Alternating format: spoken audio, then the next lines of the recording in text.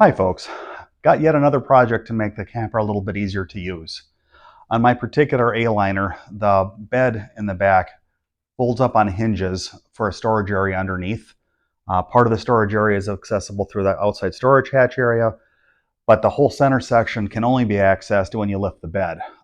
Not a big deal you'd think, except that once the bed is made, to get at anything that's underneath there, you have to take apart the bed and remake the bed every time. What I've decided to do instead is I'm going to cut a hole in the vertical partition wall that goes between them, reinforcing it because it still has to hold the weight of the bed, and I'm going to have a pull-out pan arrangement so you can reach it from this side hatch. Hopefully I'll never have to pop the bed to get at anything ever again. Let me show you how I'm going to do it. Okay, this is what the bed looks like when it's popped up. You can clearly see the center storage area. The right-hand one is just for water tanks and water pumps and things I don't really need to get into except for winterizing. Center section is the problem. Getting underneath here is a challenge, of course, but their hatch is right there. So what I'm going to be doing specifically is cutting a hole as big as I dare, basically, in this area, and then putting wooden reinforcement up and across and down at the back to support this, because the bed weight is, of course, resting on this. It has to remain strong. So I'm going to be using this strip wood that I have. I think it's like 2 inch by 3/4 inch length, and running a piece across from there to there on both sides of this wall, and running screws through the wall through each piece, locking them together from side to side like a sandwich. Once that's done, I'm going to make some vertical ones, which simply go underneath it and hold up the bridge from there to there on both sides, again screwed through, at which point I can then cut the hole through the wood to create the pass-through. Okay, I measured off 2 18-inch pieces because that's the height of the bridge on the top, and I'm going to just cut these off with a saber saw.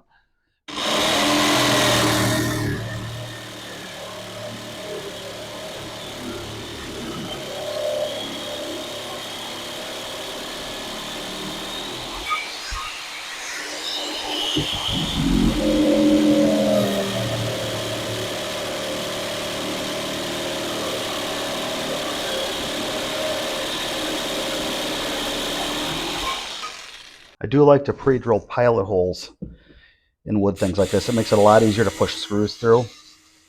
And the drill bit goes through pretty easily, as you can see. It's just this little cordless one here.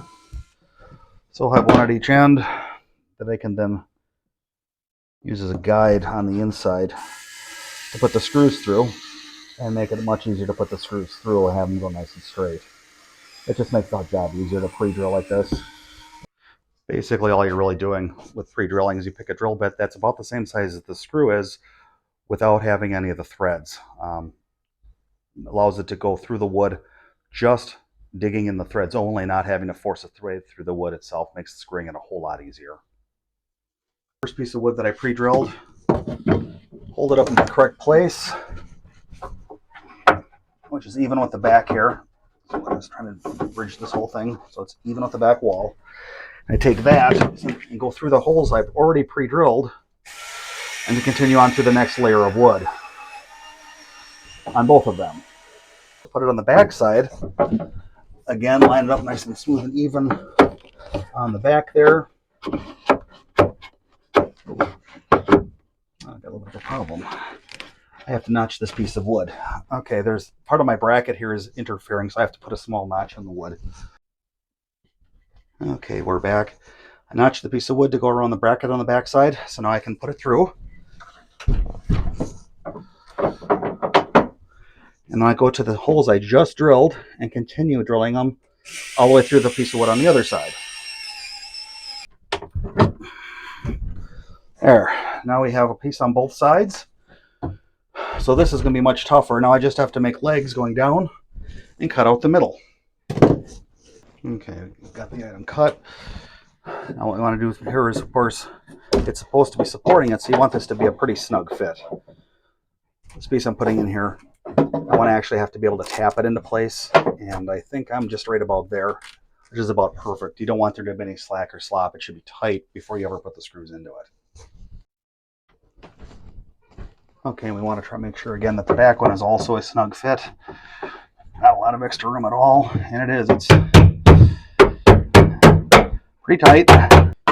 So So now we repeat the process of running a pilot hole all the way through and then running the screw into place.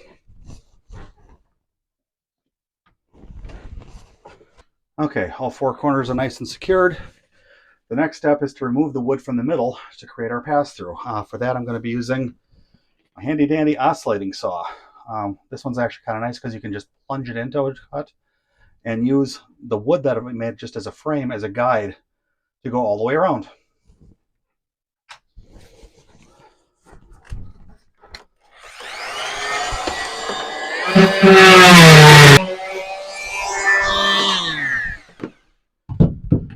We probably have it. Let's find out.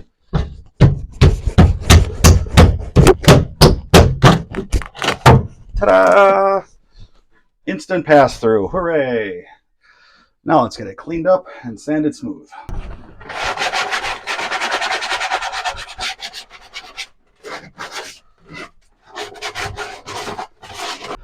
Other than cleaning up the sawdust, it's looking pretty good. I got my nice space.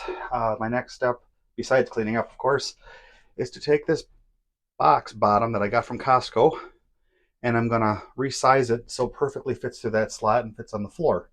So I got to unfold the sides, unfold it down, recrease it, refold it. I'm going to use tape to hold it in the new position and new size, and throw away the excess.